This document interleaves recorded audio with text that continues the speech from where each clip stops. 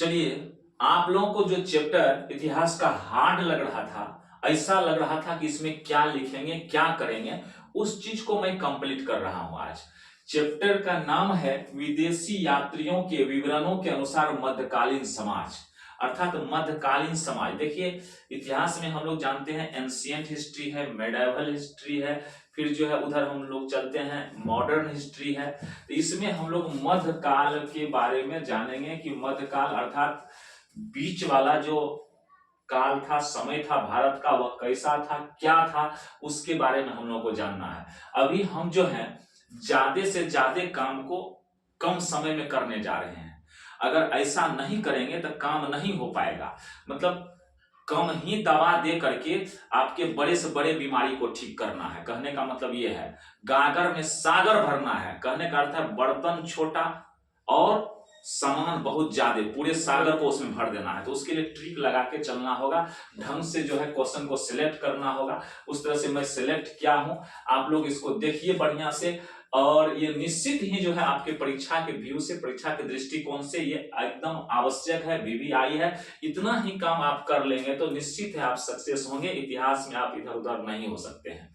चलिए, हम सिलेक्टेड चीज हम लिए हुए हैं, कम ही चीज में आपका बहुत बड़ा काम होगा, इतने को कंप्लीट कीजिए। इसके लिए नहीं कहिएगा सर जी कम में है, कम में नहीं बाबू, कम में से आपका बहुत बड़ा काम हो जाएगा, इसलिए इतने को देखना है। और नहीं तो डिटेल में जाएंगे ना तो एक के चैप्टर में लग जाएगा 5 दिन। अब 5 दिन लगेगा तो उसी में 5 दिन में तब तक तो हम कितना काम कर लेंगे, और वही चीज आपको परीक्षा में निश्चित ही आएगा। समझ गए ना?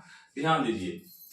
सबसे पहले देखिए क्वेश्चन है वस्तुनिष्ठ प्रश्न, ऑब्जेक्टिव टाइप क्वेश्चन। ये ऑब्जेक्टिव को देख लीजिए। ऑब्जेक्टिव तो खैर अपने से भी याद कर सकते हैं, हम ज्यादा एक्सप्लेनेशन नहीं करेंगे, एक्सप्लेन में नहीं जाएंगे। एक्सप्लेन में जाएंगे तो बस तो कम ही क्वेश्चन कर पाएंगे। केवल आपको देखना है, एकदम देखना है कि ये रामबाण है, यही चीज आएगा। इसलिए एकदम इसको ख्याल करके, केयर करके इसको दिमाग में एडजस्ट करना है। समझ गए ना? एक्सप्लेन में नहीं जाना है। नादिर शाह का आक्रमण कब हुआ? तो देखिए आराम से समझ जाइए, 1739 में नादिर शाह का आक्रमण हुआ था। 1739 में, 39।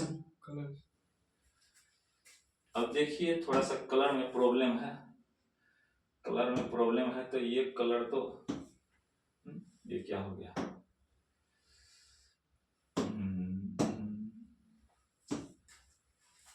अब आ रहा है कैमरा में क्या? अब चलिए देखिए, थोड़ा सा इसको इरेज कर देते हैं।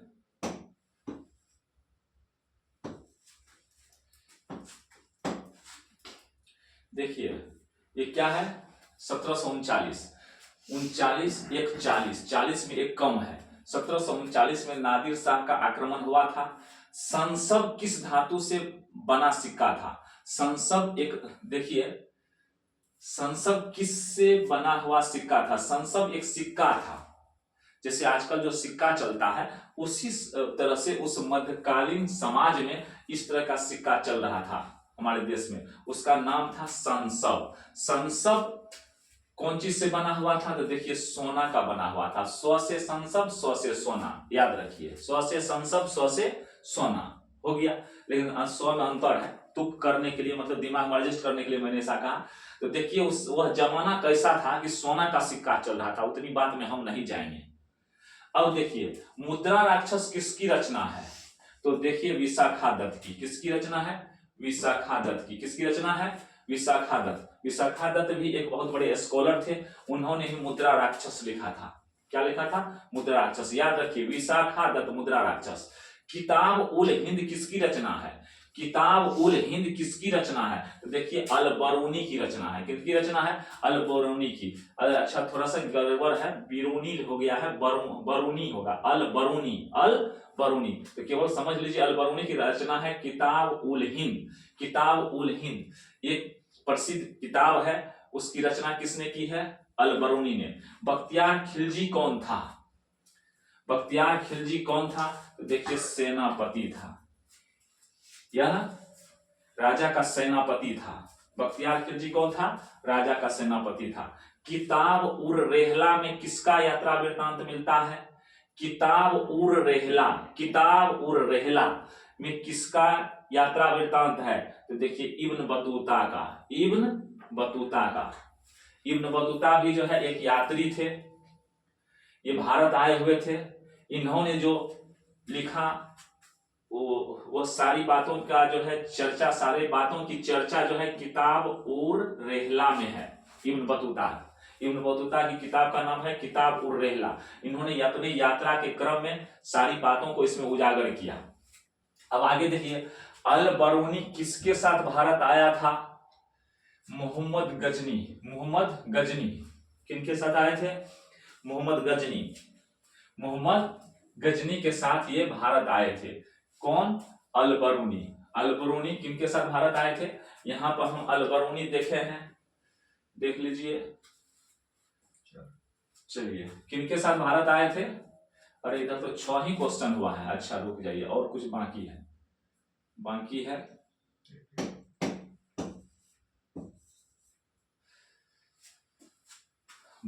तो थोड़ा सा जो है हम लोग ऊपर करके देख लेते हैं कितना क्वेश्चन है। हाँ 10 ठो नीचे है। तो देखिए 6 तक हम किए हैं। इब्न बतूता कितने वर्षों तक भारत में रहा? इब्न बतूता तो आए भारत, लेकिन क्या लिखे? किताब उर रेहला लिखे। कितने वर्ष तक भारत में रहे? तो 10 वर्ष तक भारत में रहे। कितने वर्ष तक भारत में रहे? 10 वर्ष तक ये भारत में रहे। 10 वर्ष तक इन्होंने भारत में रहा। कितने वर्षों तक? 10 वर्षों तक। आगे देखिए, अल बरूनी का जन्म कहां हुआ था? अल बरूनी का जन्म, ध्यान दीजिए, ख्वारिज्म में हुआ था। कहां हुआ था? ख्वारिज्म में। अल बरूनी का जन्म कहां हुआ था? ख्वारिज्म में। मध्ययुगीन यात्रियों का सरताज किस यात्री को कहा जाता है? मध्ययुगीन यात्रियों का सरताज, सर का ताज किन यात्रियों को कहा जाता है? तो मार्को पोलो को। किसको कहा जाता है? मार्को पोलो एक बस भी है, उसको मत समझिएगा। मध्ययुगीन यात्रियों का सरताज किनको कहा गया है? मार्को पोलो का। आगे देखिए, इब्न बतूता किस शासक के शासन काल में भारत आया था? तो देख लीजिए, मोहम्मद बिन तुगलक। इब्न बतूता जो है एक विद्वान थे। ये मोहम्मद बिन तुगलक के साथ भारत आए थे। इनको पागल बादशाह भी कहा गया है, क्योंकि ये जो है, चलिए उतनी बात में हम नहीं चलेंगे, उतना बात में चलेंगे तो काम खराब हो जाएगा। का दौलताबाद से दिल्ली है, दिल्ली से ले चलो दौलताबाद। ये इनके समय में बहुत तबाही मची थी। बड़े विद्वान थे ये भी, फिर भी कभी कभी जो है ना दिमाग घूम जाता था, करने का कुछ करने लगते थे कुछ।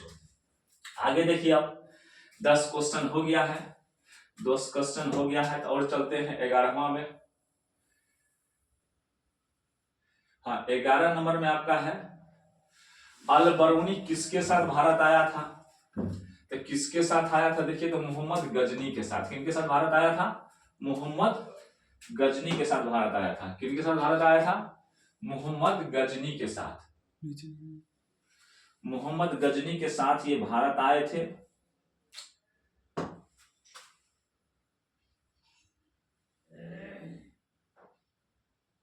ठीक है, कैमरा आ रहा है ना?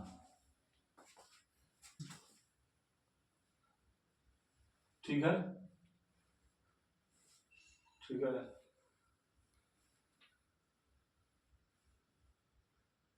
और जाएगा।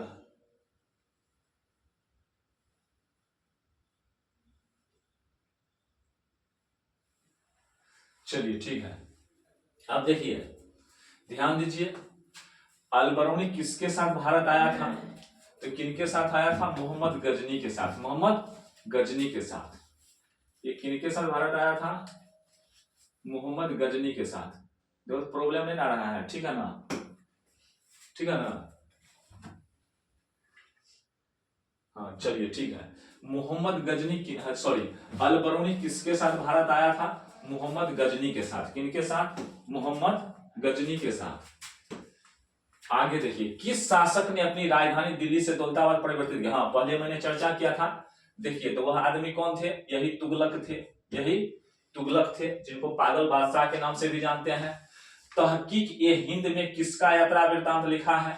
तहकीक ए हिंद में अल बरूनी का ही यात्रा वृत्तांत है। और यात्रा वृत्तांत का अर्थ है यात्रा करने के संदर्भ में जितनी बात इन्होंने लिखा ना किताब में, उसी को यात्रा वृत्तांत कहा गया। ये यात्रा के क्रम में ये किताब लिखी गई है। तहकीक ए हिंद जो है, यात्रा के दरमियान में, यात्रा के क्रम में यह किताब लिखी गई है। तहकीक ए हिंद कौन लिखे हैं? अल बरूनी लिखे हैं। अल-बरूनी ने इनको लिखा था। कौन लिखे थे? अल-बरूनी। अल-बरूनी ने ही इनको लिखा था तहकीक-ए-हिंद को। आगे देखिए, कैप्टन हॉकिंस किस मुगल शासक के दरबार में आया था? कैप्टन हॉकिंस देखिए जहांगीर के दरबार में। किनके दरबार में? जहांगीर भी हमारे भारत के राजा रह चुके हैं। कैप्टन हॉकिंस उनके दरबार में आए थे। बहुत सारा इनको जो है, बहुत कुछ जो है इनको सौगात में मिला था, संदेश में मिला था। वास्को डिगामा कब भारत पहुंचा? कब भारत पहुंचा? तो कहेंगे सब ठेकेदारी हम ही लेंगे, नहीं लेना तो होगा, कारण है परीक्षा देना है ना भाई। चलिए ए में देखिए 17 मई 1498, 17 मई 1498। 1498 में दो जोड़ दीजिए तो 1500 हो जाएगा। दुइये का 1500 में कमी है। कहेंगे सर जी ऐसे काहे बोलते हैं? इसलिए ऐसे बोलते हैं कि आपको दिमाग में घुस जाए कि 1500 में 2 कम है तो 1498 हो गया। ठीक है। अब है हुएनसांग किस देश का यात्री था? नामे से पता चलता है चीन का होगा जी। हुएनसांग कहाँ का है? चीन का है। रूस में भारत विद्या का जनक किसे कहा जाता है? रूस में भारत विद्या का जनक किसे कहा जाता है? तो देखिए किनको कहा जाता है? जीएस लिबिदेव को। जीएस लिबिदेव को रूस में भारत विद्या का जनक, अर्थात भारत विद्या का जनक कहा गया है रूस में इनको। किनको? क्योंकि भारत में बहुत सारी चीजों का योगदान इनको है, बहुत सारी चीज का कंट्रीब्यूशन उनको जाता है। आगे देख लीजिए,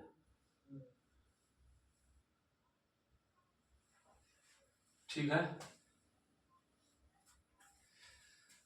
आगे देखिए, पलासी का युद्ध लड़ा गया। कब लड़ा गया? 1757 में। पलासी का युद्ध लड़ा गया। कब लड़ा गया? 1757 में। पलासी का युद्ध कब लड़ा गया? 1757 में।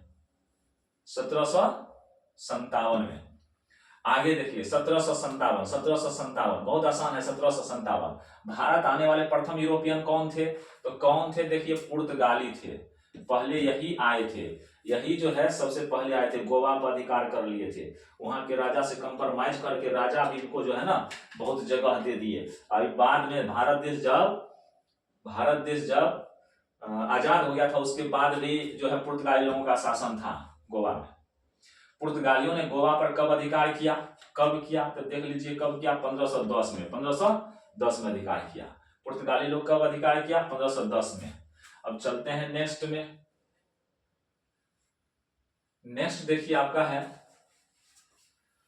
यहां से चलते हैं, भारत में आने वाला प्रथम पुर्तगाली कौन था? तो सीधी सी बात है वास्को डिगामा।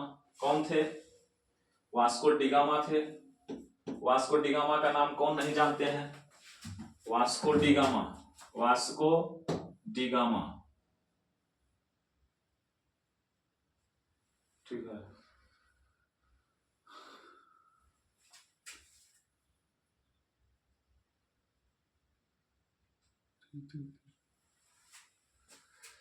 चलिए देखिए, वास्को डिगामा,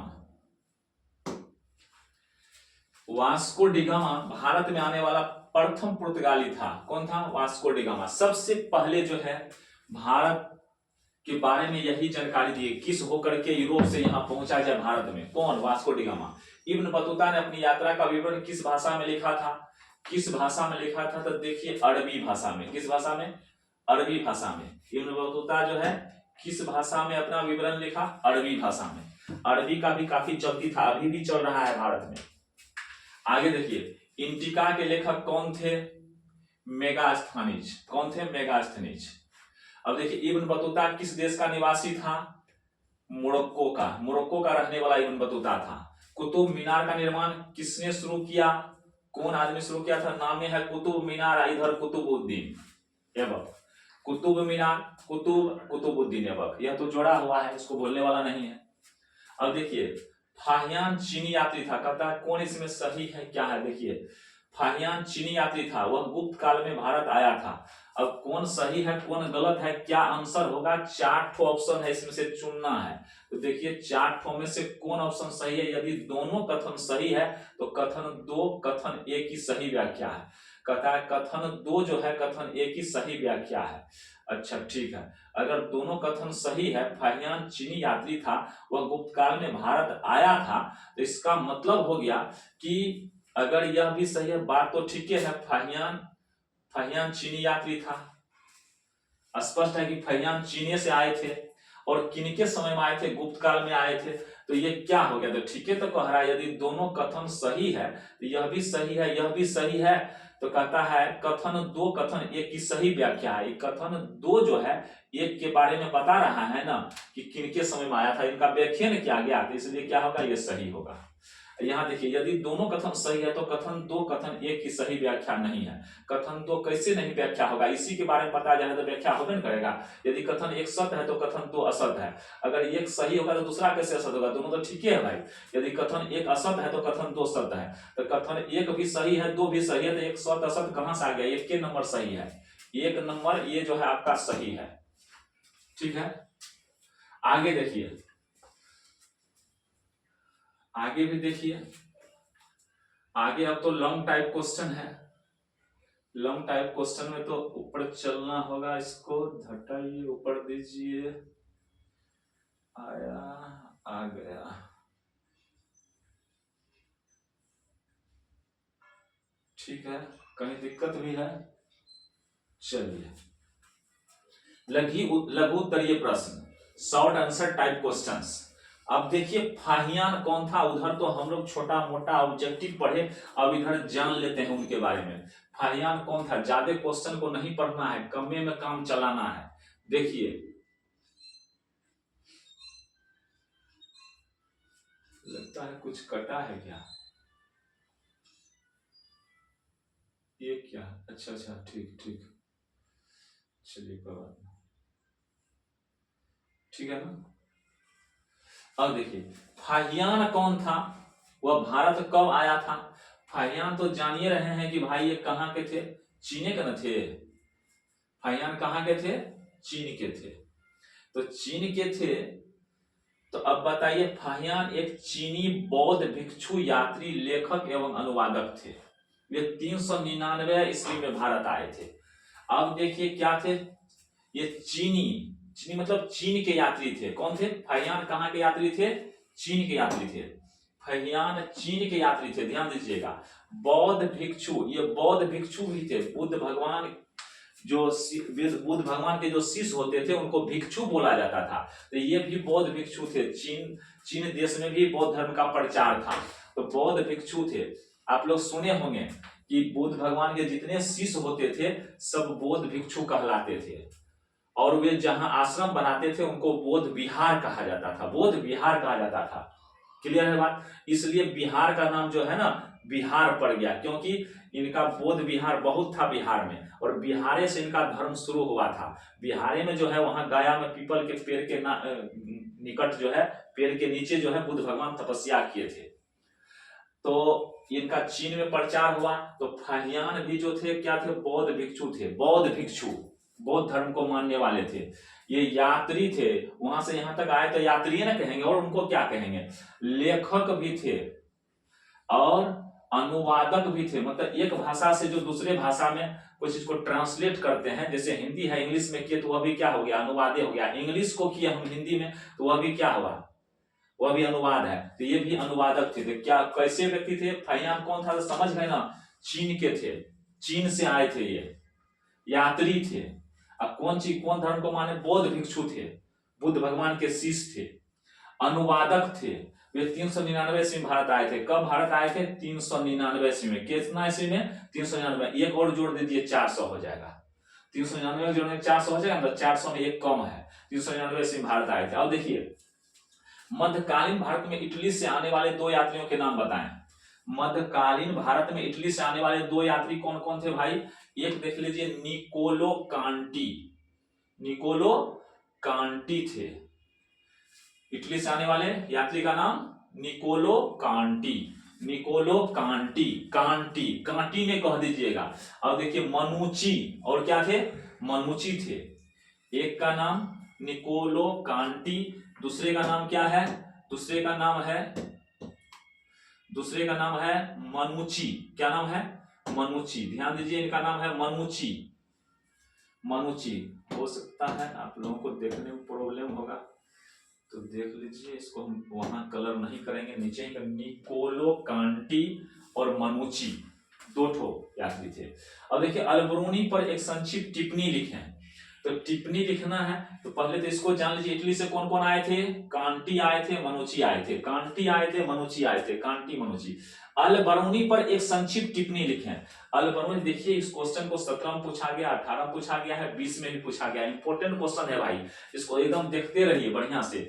अब देखिए अलबरूनी पर संक्षिप्त, अलबरूनी सबसे पहले उधर हम लोग पढ़े कि बाबू अलबरूनी जो है मोहम्मद गजनी के साथ, ऑब्जेक्टिव में भी पढ़े थे, मोहम्मद गजनी के साथ, गजनी के दरबार का प्रसिद्ध इतिहासकार था और उन्हीं के साथ आए भी थे।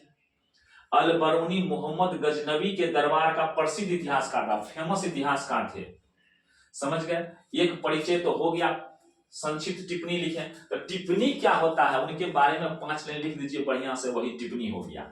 जो जानते हैं लिखिए, दूसरी बात भी आप जानते हैं, जरूरी नहीं इसी बात को रट के हम लिखेंगे, ठीक है। सबसे पहले जान लीजिए महमूद गजनवी के दरबार का प्रसिद्ध इतिहासकार था। भारत पर महमूद के आक्रमणों के समय वह महमूद की सेना के साथ भारत आया था। किसके साथ आया था?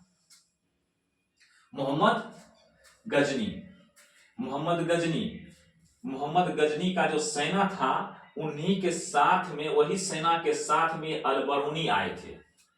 मोहम्मद गजनी कई बार इन्होंने भारत पर आक्रमण किया था, समझ गए। और उन्हीं के सेना के साथ कौन आया था? अलबरूनी आया था। भारत पर महमूद के आक्रमणों के समय वह महमूद की सेना के साथ भारत आया था। यहां उसने भारतीय सभ्यता व संस्कृति, भारतीय सभ्यता और संस्कृति से प्रभावित होकर भारतीय साहित्य का अध्ययन किया। क्या क्या अध्ययन किया? हम लोग जाने कि भारतीय सभ्यता और संस्कृति दोनों से प्रभावित होकर भारत के साहित्य का, साहित्य जो होता है, हम लोग जो हिंदी की किताब पढ़ते हैं वह सब साहित्य है, भारत के साहित्य का अध्ययन इन्होंने करना शुरू किया। अलबरूनी ने अपने अनुभवों को तथा महमूद के आक्रमणों के विनाशकारी प्रभावों का वर्णन अपनी पुस्तक किताब उल हिंद, किताब उल हिंद, ये जो है सुनिए, जिस समय में महमूद आक्रमण किए तो भारत को तहस नहस कर दिया, बहुत मंदिर को लूटा गया, समझ गए ना, मंदिर को लूटा गया, सोमनाथ के मंदिर को लूटा गया, और लूटने के बाद जितनी भारत में इसका जो है प्रकोप हुआ, जो प्रभाव पड़ा, भारत की जो है अर्थव्यवस्था पर जो धक्का पहुंचा, सब के बारे में, और उनकी किस तरह का जो है आक्रमण था, कितना जो है वे वीर थे, उनकी प्रशंसा में भी इन्होंने बहुत कुछ लिखा। कौन? अलबरूनी। किताब उल हिंद, किताब का नाम क्या है? किताब उल हिंद, किताब का नाम है किताब उल हिंद। समझ गए ना आप लोग? क्या समझे? सबसे पहले तो ये बात जानिए कि अलबरूनी जो था, अलबरूनी जो था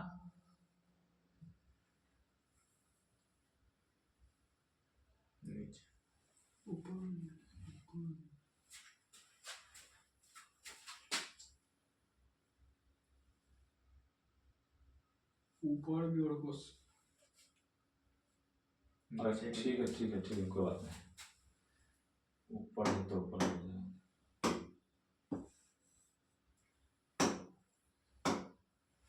देखिए अलबरूनी जो था सबसे पहले मोहम्मद गजनवी के दरबार का प्रसिद्ध इतिहासकार था, मतलब फेमस इतिहास जानने वाला था, और इतिहास लिखे भी इन्होंने, समझ गए बात को। और ये उनके आक्रमण के बारे में भी वर्णन किया कि किस तरह से वे आक्रमण किए, भारत पर उसका क्या प्रभाव पड़ा, वे कितने साहसी व्यक्ति थे, ये सब के बारे में अलबरूनी लिखा, क्योंकि उनके साथ आए थे तो प्रशंसा तो उन्हीं का न लिखेंगे। अब भारत पर किस तरह से उसका प्रभाव पड़ा उस बात को भी इन्होंने लिखा। साथ ही साथ जो है भारत की सभ्यता को, संस्कृति को जानने के लिए यहाँ की किताब को भी ये पढ़े। कौन पढ़े? अलबरूनी। और जिस किताब में इन्होंने सब बात का वर्णन किया कि कैसे कैसे आक्रमण किया, किस तरह से जो है विनाशकारी प्रभाव पड़ा, किस तरह से विध्वंस किया बहुत सारे चीजों को, सब का वर्णन इन्होंने किताब में किया। उस किताब का नाम है किताब उल हिंद। किताब का नाम क्या है? किताब उल हिंद, किताब उल हिंद। उसके बाद आपका क्वेश्चन है, ये देखिए तो 3 ठो क्वेश्चन हुआ, अब चौथा क्वेश्चन है, चौथा क्वेश्चन है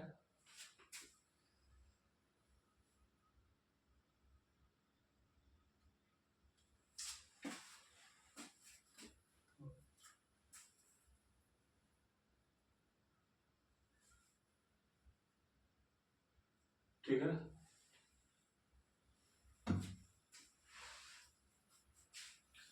और नीचे आएगा, ठीक है।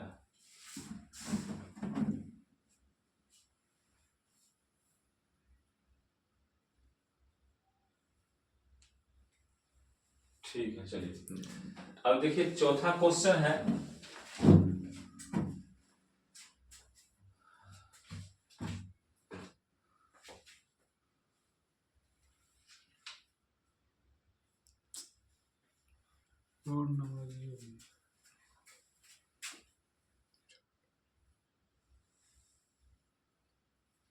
आ रहा है ना। अब देखिए, अब चौथा क्वेश्चन है, भारत आने वाले 4 विदेशी यात्री और उनके यात्रा वृत्तांतों के नाम लिखें। चलिए, भारत आने वाले 4 विदेशी यात्री हैं, विदेशी यात्री एवं उनके यात्रा वृत्तांत निम्न है। यात्रा वृत्तांत का अर्थ होता है जिस किताब में उन्होंने यात्रा करने के क्रम में जो जो चीज भारत में देखा, राजा किस तरह से आक्रमण किया, उसका क्या प्रभाव पड़ा, उसके जो है आक्रमण करने का या और कुछ भारत पर करने का क्या उनका सिलसिला था, क्या व्यवहार था, भारत के राजाओं ने उसके साथ कैसा व्यवहार किया, फिर भारत जब आए तो किस तरह से यहाँ एडजस्ट हुए, ये सारी बात का जो वर्णन जिस किताब में करते हैं उसी का नाम यात्रा वृत्तांत होता है। क्योंकि यात्रा के क्रम में उन्होंने लिखा, उनको कैसा महसूस हुआ, कैसा लगा, यहाँ का समाज से उन्होंने क्या सीखा और यहाँ के समाज के बारे में क्या अच्छाई लिखा, क्या बुराई लिखा, जिस किताब में उस चीज को लिखा है उसी को कहा गया है यात्रा वृत्तांत। अब देखिए, सबसे पहले अलबरूनी का नाम तो अभी आप लोग सुने ही, अलबरूनी जो गजनी के साथ आए थे, अलबरूनी हो गया फर्स्ट में। अलबरूनी, इनके यात्रा वृत्तांत का नाम क्या है, किताब उल हिंद, किताब उल हिंद, यानी कि इसी किताब में उन्होंने यात्रा जो किए थे, यात्रा में जो उनको अनुभव हुआ सब बात इसी किताब में लिखा गया है। अलबरूनी किताब का नाम है किताब उल हिंद। और इब्न बतूता है, इब्न बतूता भी एक यात्री थे, इन्होंने भी जो वर्णन किया अपनी किताब में भारत के बारे में, अपने राजा के बारे में, वह सब रेहला में है। क्या है, रेहला में है। रेहला किताब का नाम है, इब्न बतूता किताब का नाम है रेहला, इब्न बतूता किताब का नाम रेहला। मेगास्थनीज भी एक यात्री थे जो भारत आए थे, इनकी किताब का नाम है इंडिका, इनकी किताब का नाम है इंडिका, इसी को यात्रा वृत्तांत भी बोलते हैं। फाहियान आए थे जो चीन से आए थे, उनके बौद्ध राज्यों का अभिलेख, उन्होंने सब यात्रा वृत्तांत को कहां पर लिखा, बौद्ध राज्य में जितना अभिलेख सब था, ये तो बौद्ध भिक्षु थे ना, तो जितना अभिलेख सब था उसी अभिलेख में, अभिलेख होता है पत्थर पर जो नक्काशी करके लिखवाया जाता है ना, उसी को अभिलेख बोला जाता है। तो अभिलेख में फाहियान की सारी यात्रा वृत्तांत जो है बौद्ध राज तो बिहार भी तो बौद्ध राज है, और जहां जहां जो है बुद्ध भगवान का प्रभाव था वहां वहां जो अभिलेख बना था उस पर इन्होंने अपनी अनुभव को लिखा है, इसलिए लिखा है बौद्ध राज्यों का अभिलेख, बौद्ध राज्यों का अभिलेख। अब देखिए, किताब उल हिंद की 2 विशेषताओं का उल्लेख कीजिए। किताब उल हिंद में मुख्य कौन कौन बात है उसके बारे में हम लोगों को जानना है। देखिए, अरबी में अलबरूनी द्वारा लिखी गई यह पुस्तक कुल 80 अध्यायों में विभक्त है। कहने का अर्थ है यह किताब जो है, किताब का नाम क्या है, किताब उल हिंद, किताब उल हिंद। ये किताब उल हिंद जो है 80 अध्याय है, 80 ठो चैप्टर है उसमें, समझ गए ना, कितना चैप्टर है, 80 ठो चैप्टर है, 80 अध्याय है। और किस भाषा में लिखा हुआ है, अरबी भाषा में। इतना ठो बात अपनी भाषा में लिखिए ना भाई, कि किताब उल हिंद जो है अलबरूनी के द्वारा लिखा गया है, मतलब इसके राइटर जो है, लेखक जो है कौन है, अलबरूनी है। कौन है, अलबरूनी है। किताब उल हिंद, किताब उल हिंद। अब इसमें कितना अध्याय है, 80 ठो अध्याय है। इसके 80 अध्यायों में से अधिकांश नक्षत्र विद्या विषय वस्तु पर आधारित है। देखिए, नक्षत्र विद्या का भी इनको बहुत जानकारी था, किनको, अलबरूनी को, नक्षत्र विद्या के बारे में भी इन्होंने अधिकांश बात को लिखा। अब देखिए 80 अध्यायों से अधिकांश में नक्षत्रीय विद्या के बारे में है वर्णन। अब है इसके 90 अध्याय में जाति प्रथा एवं वर्ण व्यवस्था पर प्रकाश डाला है कि भारत में किस तरह से जाति प्रथा था, किस तरह से लोगों में जो है जाति प्रथा के कारण जो है अपमानित किया जा रहा था, लोगों में अपमान की भावना थी, कोई उच्च समझते थे, कोई नीच समझते थे, जाति प्रथा का भारत पर क्या इफेक्ट था, जाति प्रथा के कारण भारत का समाज किस प्रकार से अपना जीवन व्यतीत कर रहा था, ये सारी बातों को इन्होंने ये 90 अध्याय में लिखने का काम किया। कौन? अलबरूनी। और वर्ण व्यवस्था वही जो है 4 वर्ण है, ब्राह्मण, क्षत्रिय, वैश्य, शूद्र, वर्ण व्यवस्था के बारे में भी इन्होंने वर्णन किया है। तो समझ गए, किताब उल हिंद किताब है, किनकी किताब है? अलबरूनी की है। अलबरूनी ने इसको 80 अध्याय में लिखा है, 80 अध्याय 80 चैप्टर है, और इसमें 90 अध्याय में ज्यादा, तो 80 अध्याय में ज्यादा नक्षत्रीय विद्या के विषय में है, 90 अध्याय में जाति प्रथा और वर्ण व्यवस्था के बारे में वर्णन है। अब आगे देखिए, आगे भी हम लोग देख लेते हैं। अब ज्यादा कुछ नहीं जानना है इसमें, उतना कहीं जरूरी नहीं है।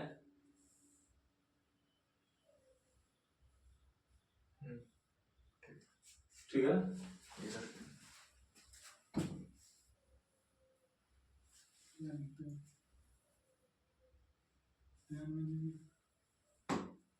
ठीक है। अब देखिए,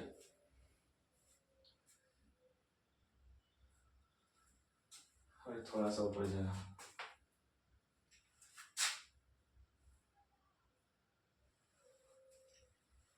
देखिए, कुतुबउद्दीन ऐबक की उपलब्धियों का वर्णन करें। कुतुबउद्दीन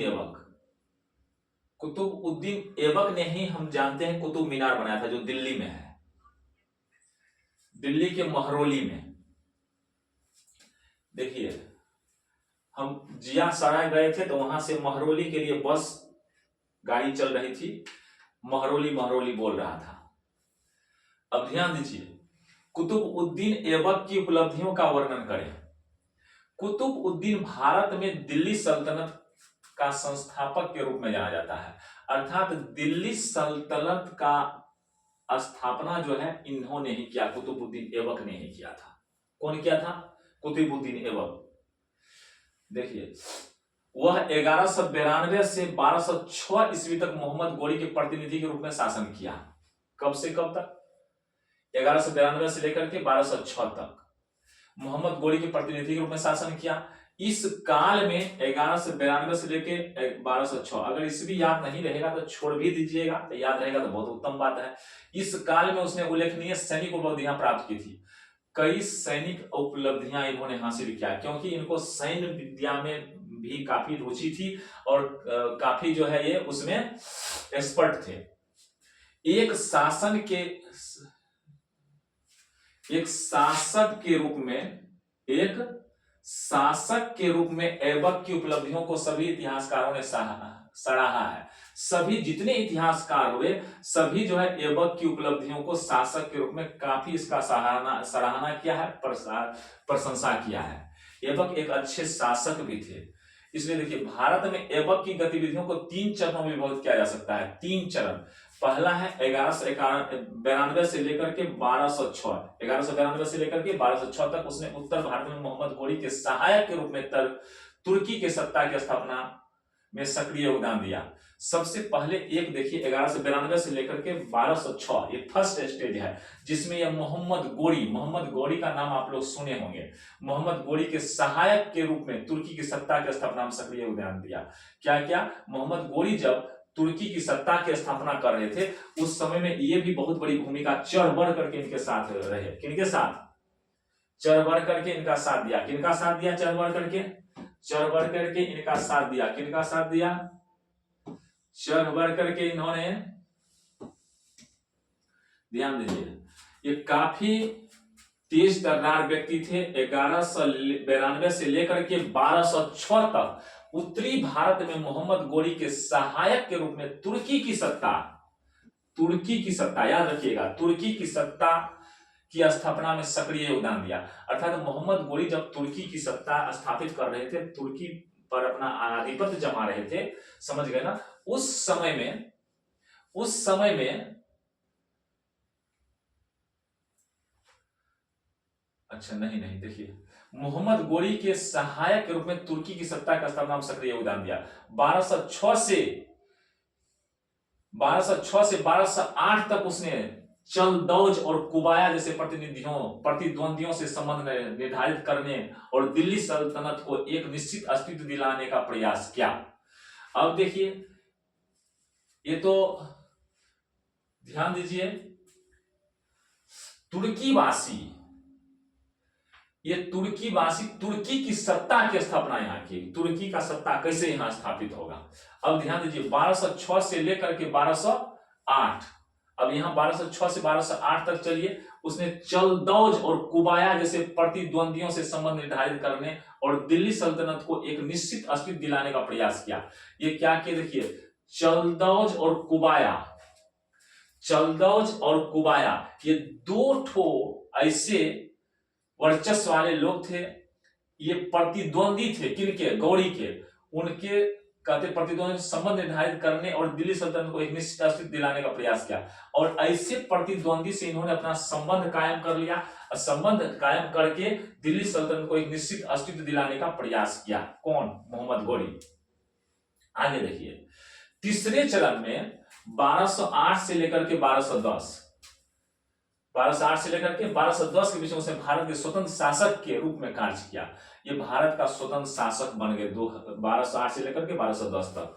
इसी काल में दिल्ली सल्तनत की रूपरेखा प्रस्तुत हुई और ऐबक ने गौरी द्वारा विजित क्षेत्रों को सुरक्षित एवं संगठित बनाए रखा। गौरी जितना क्षेत्र को अपने अधीन किया था, विजय प्राप्त किया था, सबको सुरक्षित और संगठित कर लिया। उसने अपने विरोधियों के प्रति नम्रता और उदारता से काम लिया। विरोधी जितने भी लोग थे उनके प्रति नम्रता और उदारता के साथ काफी जो है कॉम्बिनेशन बनाया और अपना वर्चस्व कायम किया। देखिए, जो उस समय के अनिश्चित परिस्थिति के लिए महत्वपूर्ण कदम माना जा सकता है। उसकी उदारता कारण उसे लाखों का दान करने वाला कहा गया, लाख बख्श कहा गया, क्योंकि दान के द्वारा भी इन्होंने लोगों को प्रभावित किया। ऐबक ने राजधानी के रूप में दिल्ली का विकास किया। उसने दिल्ली और अजमेर में मस्जिदों का निर्माण करवाया। दिल्ली का राजधानी के रूप में दिल्ली का विकास करवाया, अजमेर में मस्जिद बनवाए तथा कुतुब मीनार का निर्माण किया। कुतुब मीनार पहले भी हम लोग पढ़े, कुतुब मीनार इन्हीं के द्वारा बनाया गया, जिससे उत्तरी भारत में एक नई स्थापत्य शैली, एक नया तरह का स्थापत्य शैली का आविष्कार हुआ। लोग जो है अजीबो गरीब चीज लोगों को देखने के लिए मिला, का मार्ग प्रशस्त हुआ। इसके साथ ही उसने भारत के तुर्क शासक वर्ग के विविध प्रतिनिधियों के बीच एकता और संगठन बनाए रखा, जिससे नव स्थापित सल्तनत को एक मजबूत आधार मिल सका। और इसके साथ ही इन्होंने क्या किया, उसने भारत के तुर्क शासक वर्ग के विविध प्रतिनिधियों के बीच एकता और संगठन बनाए रखा। तो तुर्क शासक जितने थे सबके बीच में एकता और संगठन बनाने का भी काम इन्होंने किया। तो समझ गए बात को, तुर्की की सत्ता को भी स्थापित इन्होंने किया था, हम लोग पहले जाने। अब समझ गए इनका कितना फेज में काम चला, 3 फेज में। एक चला 1192 से लेकर के 1206, 1192 से लेकर के 1206 में इन्होंने कैसा काम किया, गौरी के सहायक के रूप में काम किया, गौरी के सहायता देने में इन्होंने काम किया। उसके बाद तुर्की की सत्ता जब स्थापित हो रही थी, तुर्की सत्ता स्थापना में भी इन्होंने सक्रिय योगदान दिया मोहम्मद गौरी के साथ तुर्की की सत्ता की स्थापना में भी इन्होंने सक्रिय योगदान दिया। उसके बाद देखिए 1192 से लेकर 1206 में मोहम्मद गौरी के सहायक रहे, मतलब इसके सहायता में काम किया, असिस्टेंट के रूप में काम किए। असिस्टेंट का काम भी बहुत अच्छा रहा। तुर्की की सत्ता की स्थापना जब कर रहे थे तो उसमें इनकी बहुत बड़ी भूमिका थी। 1206 से लेकर के 1208 में चलदौज और कुबाया दोनों प्रतिद्वंदियों के साथ इन्होंने क्या किया, बढ़िया से तालमेल बैठाया, जिससे कि हमको कोई डिस्टरबेंस नहीं हो। और उसके बाद 1208 से लेकर के 1210 के बीच में उसने भारत के स्वतंत्र शासक के रूप में कार्य किया। भारत का स्वतंत्र शासक बन गया। कब? पहला तो हो गया, पहला फेज हो गया 1192, 8 हो गया 12 14 साल। 1192 से लेकर के 1206 तक 14 साल तक ये क्या रहे, मोहम्मद गौरी के सहायक के रूप में काम किया। सहायक के रूप में कौन काम किया? तुर्की की सत्ता की स्थापना में इनका योगदान रहा। और साथ साथ अब चलिए उसके बाद ये बात खत्म हो गई। दूसरा फेज, पहला फेज में क्या रहा, याद रखिए पहला फेज में ये मोहम्मद गोरी के सहायक रहे। सहायक में कौन सा काम किया, तुर्की की सत्ता की स्थापना में इनका योगदान रहा। किनका योगदान रहा, यही कुतुबुद्दीन ऐबक का। अब दूसरा फेज चल रहा है 1206 से लेकर के 8 तक। इसमें इन्होंने क्या किया, दिल्ली सल्तनत को एक निश्चित अस्तित्व दिलाने का प्रयास किया। दिल्ली सल्तनत को एक निश्चित अस्तित्व दिया, बढ़िया अस्तित्व प्रदान किया, दिल्ली को ढंग से बनाया, ढंग से तैयार कर लिया, वहां पर अपनी सत्ता को मजबूत करने में काफी भूमिका निभाया। उसके बाद 1208 से 10 के बीच जो है स्वतंत्र शासक बन गया, अपने खुद शासक बन गए। जब शासक बने तो इन्होंने कठोरता नहीं अपनाया, नम्रता और उदारता के साथ दूसरे जो राजा थे अगल बगल के सबको मिला करके रखे। और साथ साथ और क्या क्या इन्होंने दान की नीति अपनाई, इसलिए इनको लाख बख्श कहा गया। क्या कहा गया, लाख बख्श। लाख बख्श क्यों कहा गया, इसलिए लाख बख्श कहा गया कि ये जो है लाखों का दान करते थे, लाखों का दान करते थे, इस कारण से लोग इनसे खुश रहते थे और अगल बगल के राजा सब भी जो है इन पर हमला नहीं कर पाते थे क्योंकि जनता इनसे खुश था। और साथ साथ स्थापत कला के क्षेत्र में, स्थापत कला क्या होगा, जैसे कुतुब मीनार बनाए तो कुतुब मीनार एक अजीबोगरीब चीज है, वहां पर एक लोहा का स्तंभ है, अभी तक ऐसा बताइए किस तरह का उसमें कारीगरी है, किस तरह का धातु है, लोहा का है, लेकिन अभी तक जंग नहीं लगा है, अभी तक लोहा में जंग नहीं लगा है। ऐसे ऐसे चीजों को इन्होंने बनाने का काम किया। और तुर्क शासक वर्ग के जितने भी प्रतिनिधि थे, जितने भी रिप्रेजेंटेटिव थे, सबके साथ जो है एक अच्छा संगठन बनाया, एकता बनाया, सब को जो है एकदम मजबूत करने का काम किया, सब लोग में कॉम्बिनेशन बना करके रहा। तो जान गए ना, 3 फेज में काम किया, 1192 से लेकर के 1206, 1192 से लेकर के 1206 क्या हो गया, 1192 से लेकर के 1206 ये क्या कहते हैं, मोहम्मद गौरी के सहायक के रूप में काम किया, असिस्टेंट के रूप में इन्होंने काम किया। सहायक तो समझते ही हैं, किसी की सहायता करने वाले को हम लोग सहायक बोलते हैं। तो समझिए 1192 से लेकर के 1206 तक उसमें मोहम्मद गौरी के साथ ये जो है तुर्की सत्ता को स्थापित करने के लिए काफी योगदान दिया। किनको योगदान दिया, किनको सहयोग किया, तुर्की सत्ता की स्थापना के लिए मोहम्मद गौरी को इन्होंने सहयोग किया। 1192 से लेकर के 1206, फिर 1206 से 8 का समय आया। 1206 से 8 के समय में इन्होंने क्या किया, देख लीजिए बढ़िया से। 1206 से लेकर के 8 तक में ये जो है कुबाया और चलदौज, 2 ठो प्रतिद्वंदी थे इनके, किनके, मोहम्मद गौरी के।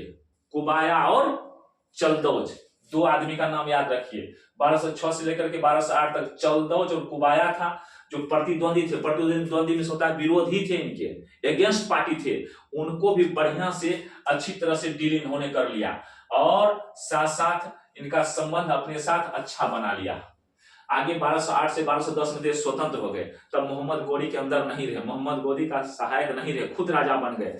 खुद राजा बन गए तो इन्होंने बहुत सारा काम किया, लाखों का दान देने का काम किया, दान दे देकर के लोगों को खुश किया और जितना उनका क्षेत्र था जीता हुआ, किनका, मोहम्मद गौरी को, सबको सुरक्षित रखने का इन्होंने काम किया। जितना भी मोहम्मद गौरी का क्षेत्र था सबको सुरक्षित रखा, संरक्षित रखा, सबको ढंग से चलाया, लाखों का इन्होंने दान देने का काम किया जिससे जो है लोग इनसे खुश रहते थे।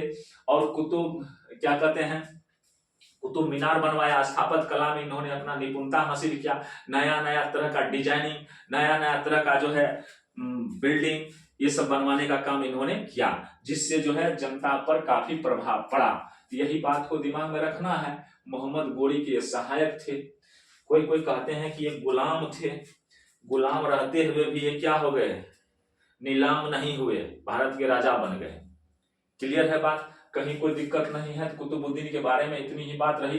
तुर्की सत्ता की स्थापना में इन्होंने मोहम्मद गौरी का सहयोग किया 1192 से 1206 तक, 14 साल तक। और उसके बाद 6 से लेकर 8 तक में इन्होंने क्या किया, चलदौज और कुबाया जैसे जो प्रतिद्वंदी लोग थे, विरोधी लोग थे इनके, उनको भी मिलाने का काम किया, उनके साथ कोऑर्डिनेशन बनाया, सामंजस्य बनाया।